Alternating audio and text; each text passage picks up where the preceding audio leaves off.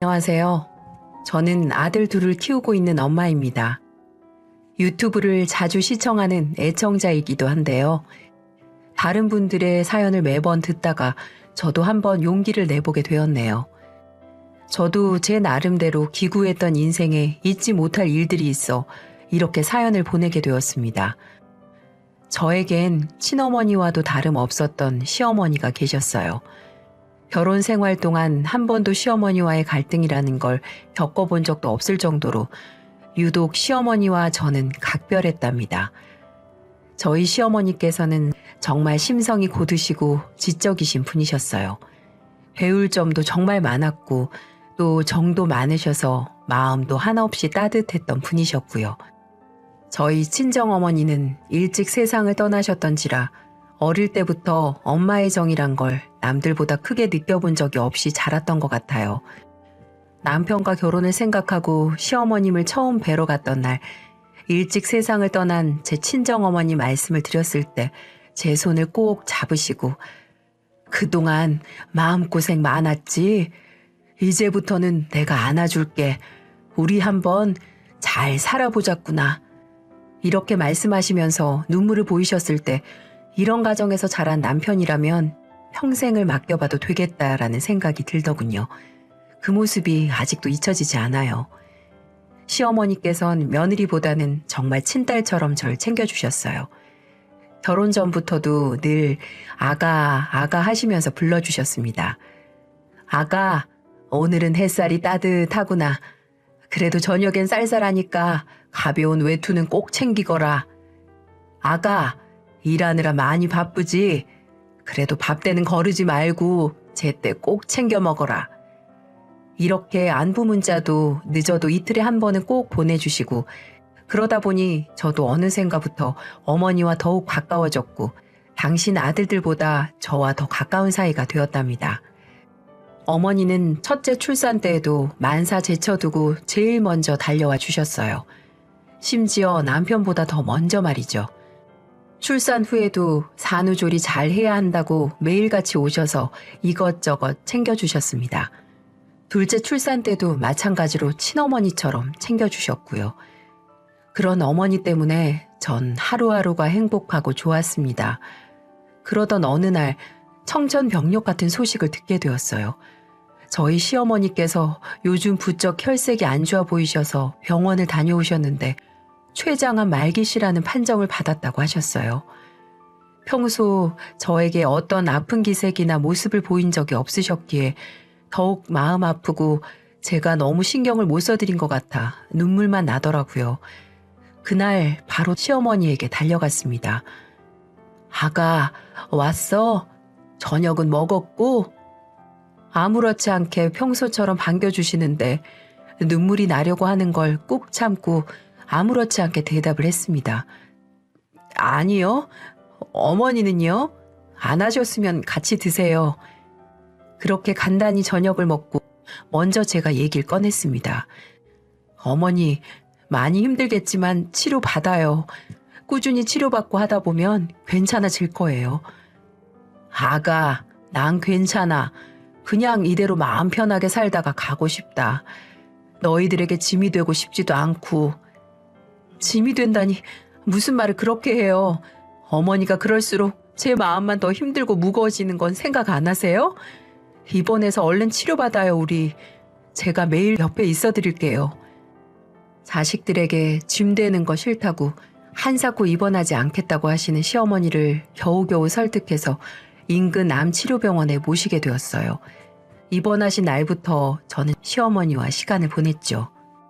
항암 약물 치료와 방사선 치료를 병행하시면서 많이 힘드실 텐데 늘 제가 갈 때면 한 번도 힘든 내색을 보이시거나 안 웃어주신 날이 없었어요. 물론 저는 그게 더 마음 아팠지만 평소와 다를 것 없이 말동무도 되어드리고 같이 시간을 보내드렸습니다. 그러다 어느 날 일이 벌어지고 말았습니다. 그날 어머님 표정이 무척 안 좋으셨는데 어머님은 한참 제 손을 잡고 겨우 힘겹게 말씀을 꺼내셨어요. 정말 너무 많이 놀라고 충격이 아닐 수가 없었습니다. 정말 TV에서나 보던 남 얘기처럼 아무렇지 않게 생각했던 그런 일이 말이죠. 저희 시어머니는 자식이 셋 있는데 아들만 셋이랍니다. 저희 남편은 그중 둘째고요.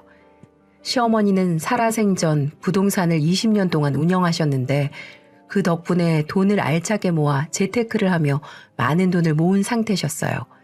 그걸 알았던 자식들은 어머니의 돈을 노리고 틈만 나면 돈을 갈취하는 수준으로 가져가곤 했고요. 물론 저희 남편도 마찬가지였습니다. 그런데 이번에 상황이 달랐습니다. 아무리 돈이 좋다고 하지만 본인들 어머니가 언제 죽을지 모르고 병실에 누워있는데 어머님이 계시는 병원으로 아들 셋이 찾아와서 미리 유산을 상속해달라고 했다고 합니다. 어차피 돌아가시면 다 물려받을 재산이니 미리 좀 나눠달라고 반협박식으로 말을 하고 갔다고 하네요. 어머님은 자식들이 그렇게 난동을 피고 가서 하염없이 창밖을 보고 눈물을 흘리셨다고 했고요.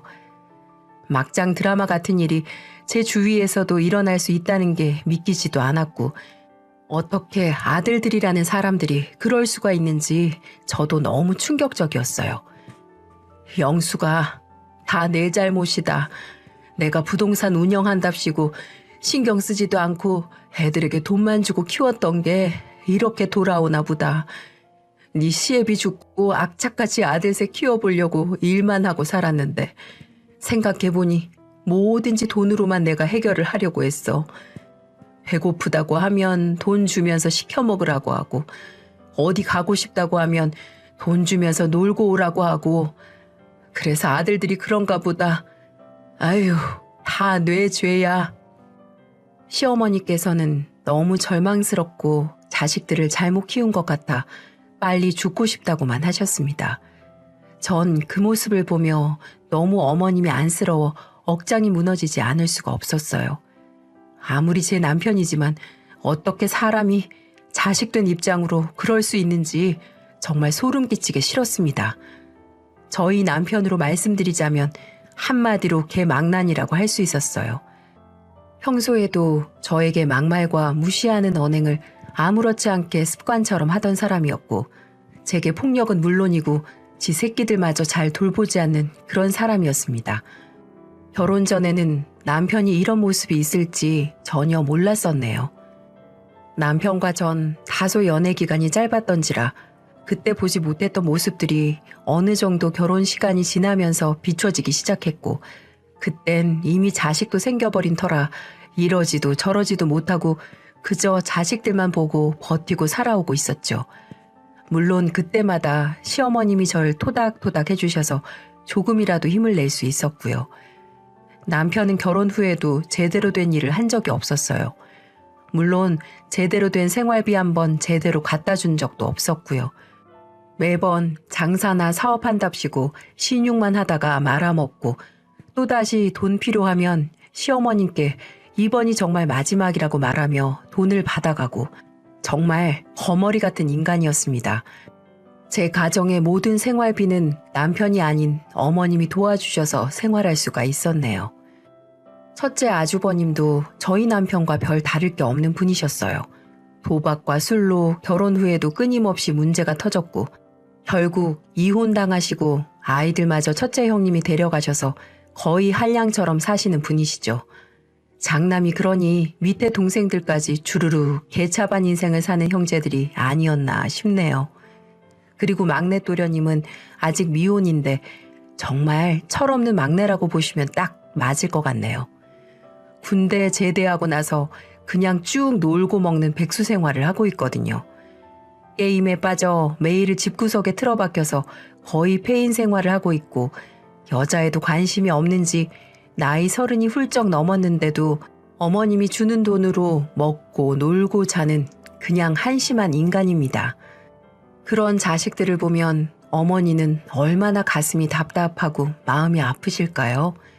말하지 않아도 제 눈에 훤히 보였습니다. 그렇게 자식들이 돈 내놓으라며 떠난 지 며칠 지나 시어머님께서 저를 급히 찾으시더라고요. 제게 전화를 하셔서는 올 때 붕어빵 좀 사오라고 하셨고요. 어머님은 겨울만 되면 붕어빵을 정말 좋아하셨거든요. 그게 드시고 싶으셨나 봐요. 곧장 붕어빵을 사들고 병원으로 갔습니다. 여느 때보다 밝게 웃으시며 붕어빵을 드시고선 저에게 조용하게 말씀을 꺼내셨어요. 영수가 이 시애미 때문에 많이 힘들지? 아휴, 그런 말이 어딨어 어머니. 하나도 안 힘들어. 그런 소리 마세요. 한동안 정적이 흘렀고 시어머니께서 조용하게 무겁게 말씀을 꺼내셨어요. 아가, 내가 정말 많이 생각하고 생각해보다가 얘기하는 거야. 내 부탁이기도 하니까 잘 들어줬으면 좋겠다. 네, 뭐든지 말씀하세요. 제가 들어드릴 수 있는 건 당연히 다 들어드려야죠. 아가, 이제 너도 더 이상 힘들게 살지 말고 편하게 살았으면 좋겠다. 이 시애미는. 이렇게 끝을 흐리시더니 이내 힘겹게 말씀을 이어가셨어요. 다 알고 있어. 우리 창민이가 너한테 어떻게 대하는지. 알고 있으면서도 난 너한테 많은 도움을 주지 못한 것 같구나. 그게 너무 가슴이 아파. 다른 집 여자들이었으면 벌써 내 아들 곁을 떠나버렸을 거야. 너니까 이렇게 버티고 살았겠지. 그게 난 돌이켜보니 너무 마음이 아파. 나도 어느 날부터는 내 자식들이 아닌 너한테 의지하게 되더구나. 믿을 사람이 너밖에 없었고 네가 내 큰며느리처럼 정말 떠나버릴까봐 얼마나 마음을 졸였는지 몰라. 이렇게 잘 버텨주고 우리 손주들 잘 키워줘서 고맙다 애미야. 고생했어. 그 말씀을 듣는 순간 저도 모르는 새 눈물이 쏟아지기 시작했어요. 갑작스러운 어머님의 따뜻한 말 한마디에 그동안 서러웠던 모든 감정이 복받쳐 오르는 것만 같았습니다. 아가, 이제 창민이랑 그만 이혼하고 너의 새 삶을 살아. 이번에 이 애미도 절실히 느꼈다. 나도 어떻게든 사람 만들어 보려고 그렇게 애를 썼지만 쉽게 고쳐질 아이가 아니다.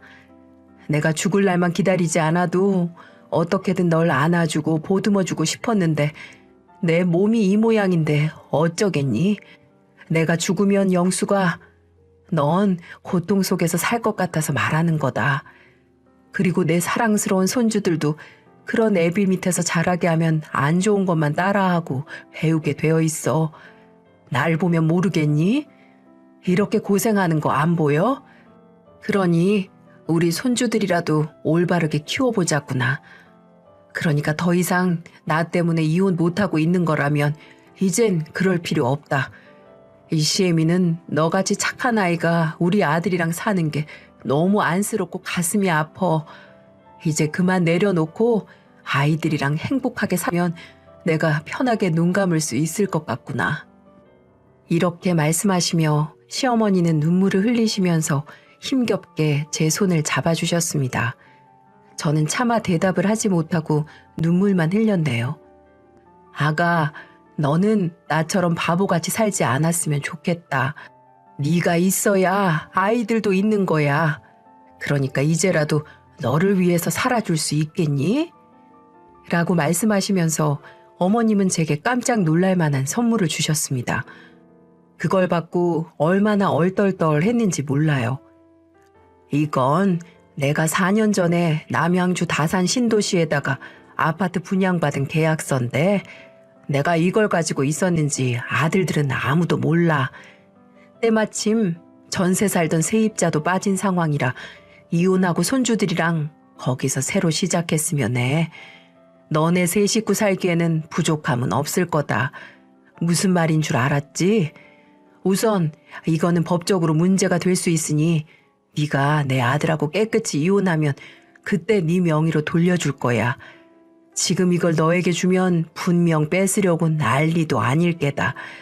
그러니 당장 가서 이혼부터 하도록 해. 이 애미 마지막 소원이다. 내가 이러는 이유는 내 아들도 가족의 소중함을 알려주고 싶어서야. 나 죽고 처자식마저 떠나가 버린다면 가족이라는 게 얼마나 그립고 고마운 존재인지 뒤늦게라도 깨닫게 해주고 싶어. 무슨 말인 줄 알지? 전 눈물로 호소하시는 어머니의 모습에 그날 아무 말도 못하고 잠드시는 모습을 보고 조용히 집으로 돌아왔습니다. 그날 밤 밤새 잠들지 못하고 내내 생각했어요. 결국 답을 못 내리고 밤을 지새우다시피 하고 다음날 오랜만에 남편과 대화를 해보기로 했습니다. 여보, 잠깐 앉아봐. 우리 얘기 좀 해. 아이, 나 피곤해 죽겠는데 아침부터 무슨 얘기를 하자는 건데. 당신 이번에 어머님 병원 가서 어머니한테 돈 내놓으라고 난리치고 갔다면서? 지금 어머니 몸도 안 좋으시고 언제 돌아가실 줄 모르는 상황인데 꼭 그래야 했었어? 뭐? 이것이 요즘 나한테 안 맞으니 돌았나? 네가 그게 무슨 상관인데? 네 어머니냐? 내 어머니지. 내가 돈을 주라고 하든 말든 네가 무슨 상관인데? 어차피 돌아가실 거 재산 좀 미리 나눠주라고 한 게 뭐가 잘못인데? 야, 어머님은 당신 삼형제를 얼마나 힘들게 키우셨는 줄 알아? 그런 어머님을 두고 꼭 돈 가지고 그래야 되겠어? 그리고 그날 말고 한 번이라도 어머님 치료 잘 받고 계시는지 가본 적은 있기는 해? 그게 과연 아들들이 할 행동들이야? 당신한테 정말 가족이라는 존재가 있기는 해? 하나만 물어보자.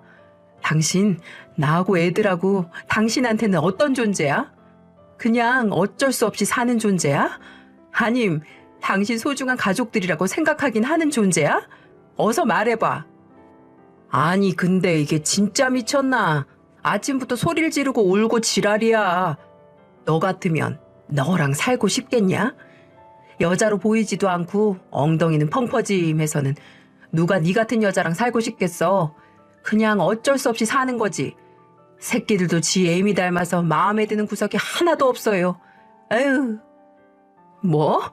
당신 말 다 했어? 이 나쁜 놈아. 말 다 했냐고. 나하고 네 새끼들이 너한테 그런 존재였어? 그렇게 말하는 남편에게 전 너무 서럽고 분통해 그 자리에 주저앉고 말았어요. 그 모습을 본 남편은 재수 없다며 절 발로 짓밟기 시작하더군요. 얼마나 맞았는지 모릅니다. 인간이 아니었어요. 짐승이었어요. 아니, 자기 가족들도 모르는 짐승보다 못한 새끼였습니다. 을 맞고 집 화장실로 가서 망가져 있는 제 얼굴을 보며 쪼그려 앉아 얼마나 울었는지 모릅니다. 한참을 울다 도저히 이렇게 살면 안 되겠다는 생각이 들더라고요. 어머님의 말대로 제 자식들을 위해서라도 저 인간이랑은 헤어져야만 했습니다. 그래서 곧장 전 경찰서에 가서 신고를 했어요. 병원에서 받은 3주 진단서와 함께 남편을 고소해버렸습니다. 그 사실을 안 남편은 어떻게 자기 남편을 신고할 수 있냐면서 고래고래 고함을 지르더군요. 그러면서 본인 입에서 먼저 이혼이라는 단어가 나왔습니다. 물론 제가 원한 결과이기도 했고요. 이년아, 네가 날 신고해? 네가? 이 주제도 모르는 년 데리고 사라졌더니 어이가 없어서야. 야, 너 당장 이혼할 준비해. 오늘 가서 이혼 서류 가지고 올 거니까. 네가 날 신고했다는 건 너도 나랑 같이 살 의향이 없으니 신고한 거잖아. 어차피 난 네가 신고해도 벌금만 내면 끝이여. 그러니 갈라서 당장. 야, 이 미친놈아. 웬일로 머리는 돌아가네? 그래, 너 같은 놈이랑 살기 싫어서 신고했다. 내가 언제까지 너한테 맞아주며 다 받아주며 살 줄 알았니?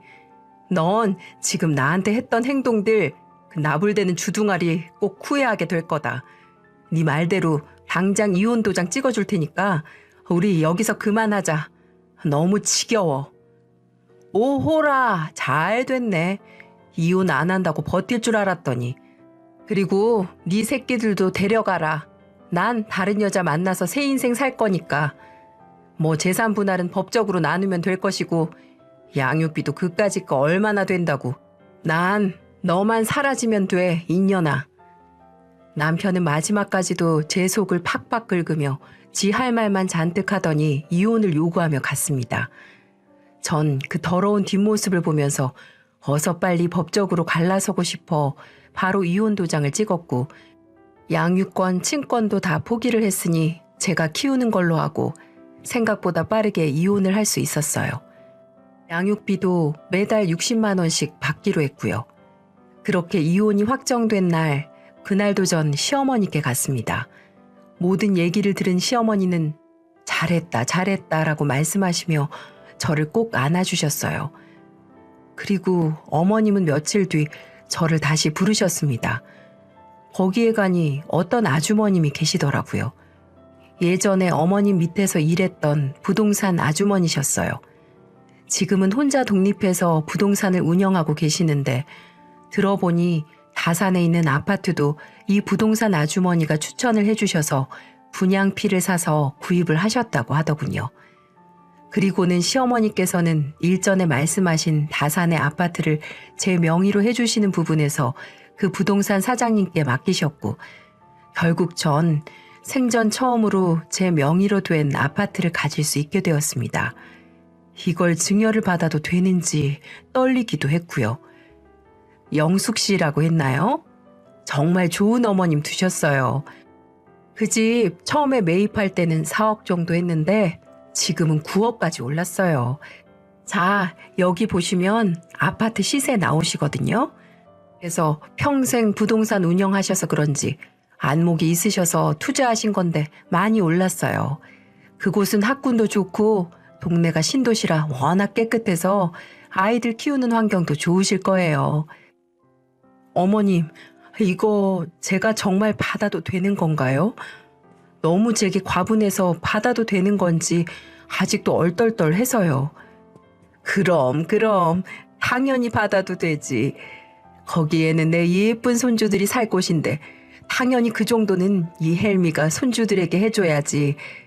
이제야 내가 마음 편히 눈 감을 수 있겠구나.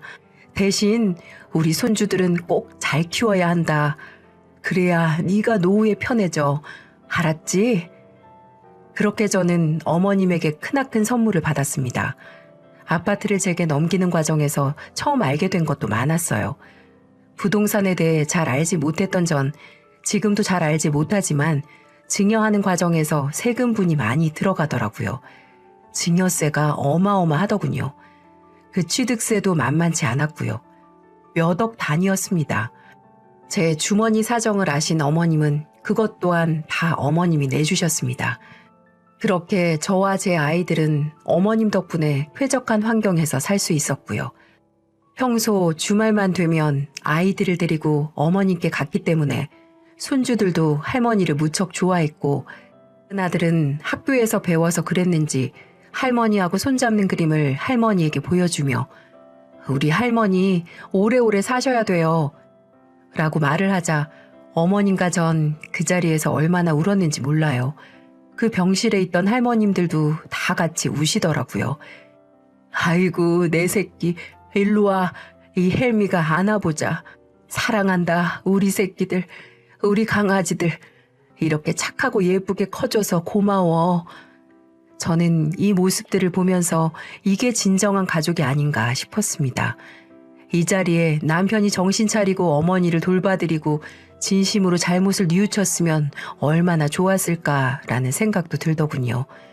어머님도 말은 안 해서 그렇지 아무리 당신 아들들이 개 망난이어도 배 아파서 낳고 키운 자식들인데 왜 생각이 나지 않겠어요.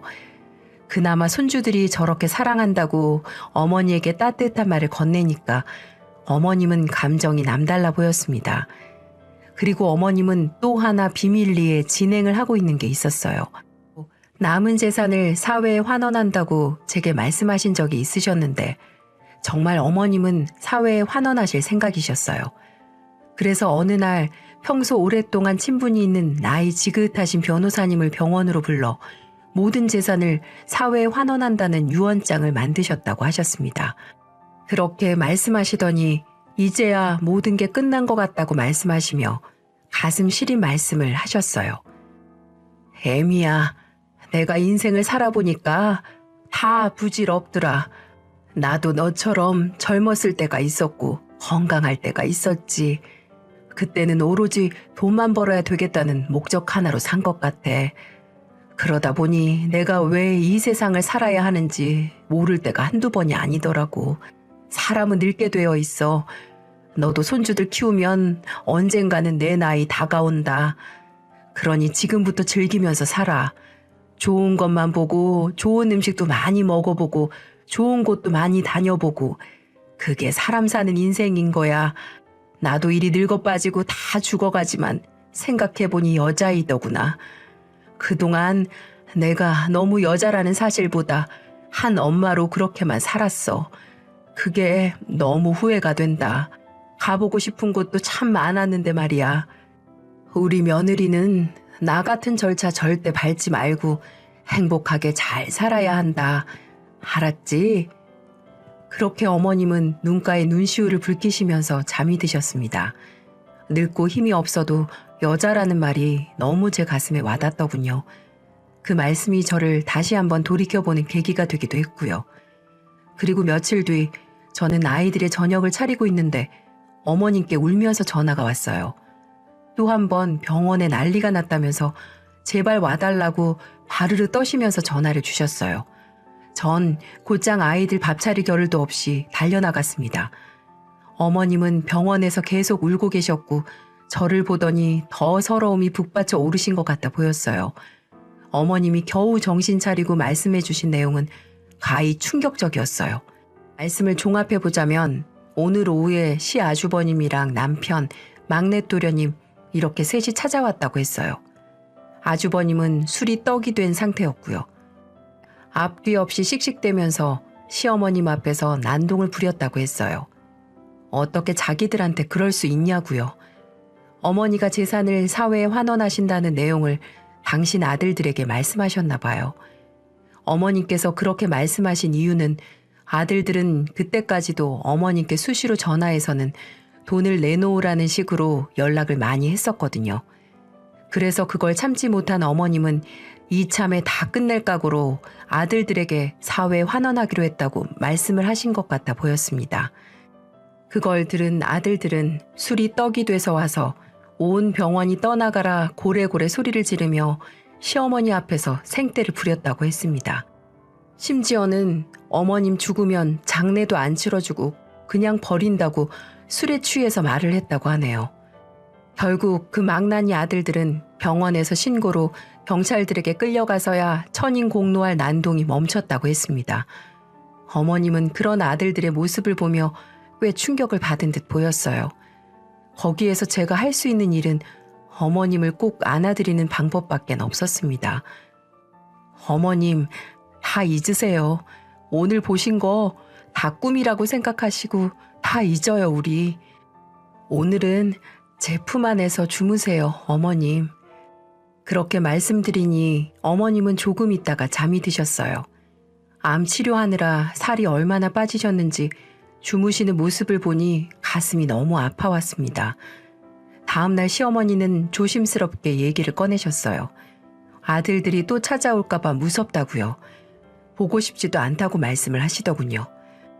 그러시면서 어차피 언제 죽을지 모르는 거 한적한 호스피스 병원에 가서 눈을 감고 싶다고 말씀을 하셨어요. 처음에 저는 절대 안 된다고 했지만 어머님의 완강한 고집을 꺾지 못했고 병원 의사에게도 물어보니 지금은 연명 치료하는 방법밖에 없으니 호스피스 병원에 가서 어머님 소원대로 해드리는 것도 나쁘지 않다는 말을 하더군요. 그래서 저는 수소문한 끝에 강원도에 있는 호스피스 병원에 입원시켜드리기로 했습니다. 그렇게 저는 한동안 아이들을 여동생에게 맡기고 계속 어머님의 옆을 지켜드렸습니다. 어머님이 저와 한시라도 떨어지길 원치 않으셨어요. 심지어는 잠깐 답답해 10분 동안 바람을 쐬고 와도 어디 갔다 왔냐며 어린아이처럼 저를 찾으셨거든요. 그렇게 저는 한 달 정도를 어머니 친구가 되어주며 서로 어린아이처럼 옛 노래도 부르고 장난도 치고 그렇게 마지막 가는 길에서나마 즐거운 시간을 보냈습니다. 그리고 어느 날 새벽 어머님은 세상을 떠나셨어요. 전날 밤 병원에서는 곧 하늘나라로 가실 것 같다며 가족들을 불러 준비를 하라고 하더군요. 그래서 전 아들들에게 전부 연락을 했죠. 하지만 어머니 마지막 가시는 길에 찾아오는 아들은 단 한 명도 없었어요. 그렇게 어머니는 강한 고통을 겪으시며 새벽에 떠나셨습니다. 어머니, 안 돼! 어머님, 이렇게 가시면 어떡해요? 안 돼요! 안 돼! 점점 희미하게 눈을 감으시며 눈시울을 붉히시는 어머니를 안아드리며 오열을 했습니다. 어머니, 고맙습니다. 사랑합니다. 제 시어머니로 모시게 해줘서 감사합니다. 하늘에서는 부디 좋은 사람들 만나서 행복하게 사세요. 그렇게 어머님은 마지막까지 제 손을 쥐어잡으시며 세상을 떠나셨어요. 그리고 곧바로 장례 준비를 했어요. 그래도 아들들이라고 장례를 치르는 동안 자리를 지키더라고요. 그 와중에도 형제들의 행동은 가관이었습니다. 어떻게 자기들한테 그럴 수 있냐고 상주들이란 사람들이 술이 떡이 돼서 손님들 계신 곳에서 개 망나니 짓을 해대는 걸 보고 너무 우리 어머님이 불쌍했어요. 이렇게 왜 아들들이 찾아왔냐고요? 다 이유가 있었습니다. 전 어머님이 모든 재산을 환원한 줄 알았는데 마지막에 살아생전 사셨던 아파트는 자식들에게 물려주셨더라고요. 저렇게 개망나니로 사는 자식들이 혹시라도 잘못될까봐 그 집이라도 나눠서 가지라며 남겨주신 것 같아 보였어요. 참 자식들에게 엄마라는 존재가 어떤 건지 이렇게 자식들에게 무시를 당하고 핍박을 받아도 내 자식이라는 이유 하나만으로도 죽을 때까지 신경을 써야 하는 게 자식이라는 게 참 안타까운 현실이었습니다. 이게 대한민국 어머니의 마음 같아 보였고요. 그리고 이혼 전 어머님의 사랑을 많이 받았던 이혼한 큰형님도 이튿날부터 와주셔서 저랑 같이 자리를 지켜주셨어요. 큰형님도 어머니에게 많은 사랑을 받았다며 거의 쓰러질 때 노열을 하시더군요. 장례를 치르고 시어머님은 납골당에 모셨습니다. 저희 집이랑은 먼 거리가 아닌 최대한 가까운 데 모셨고 그렇게 저와 아이들은 시간 날 때마다 어머님 외로우실까봐 찾아뵙고 있습니다. 그 이후 못난 삼형제하고는 인연을 아예 완전히 끊었습니다. 어디서 뭘 하든 이 사람들은 어머니의 마음을 조금이라도 헤아려 주길 바랄 뿐이죠. 그렇게 전 시어머니를 보내드리고 저도 나름 하루하루 행복하게 살아가려고 노력하고 있어요. 시어머니가 떠나시고 한동안 많이 힘들고 생각날 때마다 마음이 아팠지만 그래도 아이들이 있어서 저도 버틸 수가 있었네요. 정말 엄마의 정이라는 걸 크게 느껴보지 못한 인생에 있어서 그 정을 느끼게 해준 우리 시어머니에게 좀 더 신경 써드리지 못하고 좀 더 시간을 보내지 못한 게 아직도 마음 한켠에 미련으로 남아 있습니다. 생각지도 못한 큰 사랑과 복을 주시고 떠나신 우리 어머니가 너무 보고 싶네요. 어머니, 절 친딸처럼 사랑해주고 아껴줘서 너무 고마워요. 어머니가 마지막으로 저한테 부탁하셨던 것처럼 이제 저를 위한 인생을 살아가도록 노력할게요. 어머님도 그곳에선 아프지 말고 부디 잘 지내시고 다시 보는 날 그때는 더 행복한 시간 오래오래 저랑 함께 보내도록 해요. 많이 보고 싶고 사랑합니다. 모두들 아픈 기억 다 잊고 행복하시길 바라겠습니다. 감사합니다.